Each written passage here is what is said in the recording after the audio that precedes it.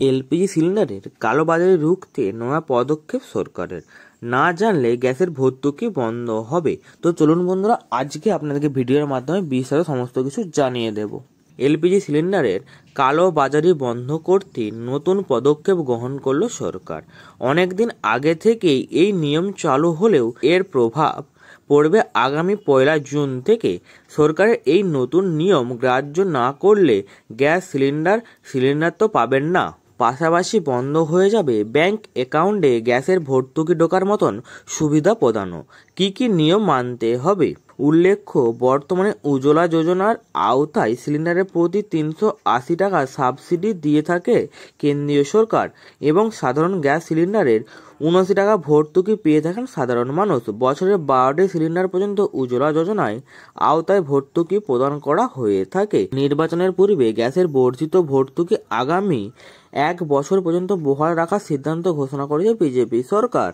তবে gas cylinder কানেকশনের সাথে ভর্তুকিযুক্ত এলপিজি সিলিন্ডারের সুবিধা ভোগ করতে দেশজুড়ে গ্যাসের সিলিন্ডার গ্রাহককে ইকেওয়াইসি করার আহ্বান জানিয়েছে কেন্দ্রীয় সরকার। চোখের মনি স্ক্যান এবং আঙুলের ছাপের মতন বায়োমেট্রিক তথ্য জমা দিয়ে গ্যাস কোম্পানিগুলিকে নির্দেশ দিয়েছিল কেন্দ্র।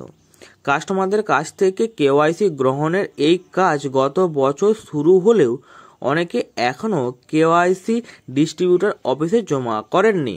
সরকারের তরফে তেল কোম্পানিগুলোকে সাফ জানিয়ে দেওয়া হয়েছে, গ্যাস সিলিন্ডারের ডিস্ট্রিবিউটর ডিলারের যেমন তাদের কাস্টমারদের মধ্যে এই বার্তা ছড়িয়ে দেয়। 31 মের মধ্যে গ্যাসের বায়োমেট্রিক আপডেট ও কেওয়াইসি না করালে গ্যাসের ভর্তুকি প্রদান বন্ধ করবে সরকার। তাই গ্যাস অফিসে গিয়ে গ্রাহকদের ফর্ম পূরণ করে ইকেওয়াইসি জমা ও বায়োমেট্রিক আপডেট করানোর জন্য বারংবার সতর্ক করছে সরকার।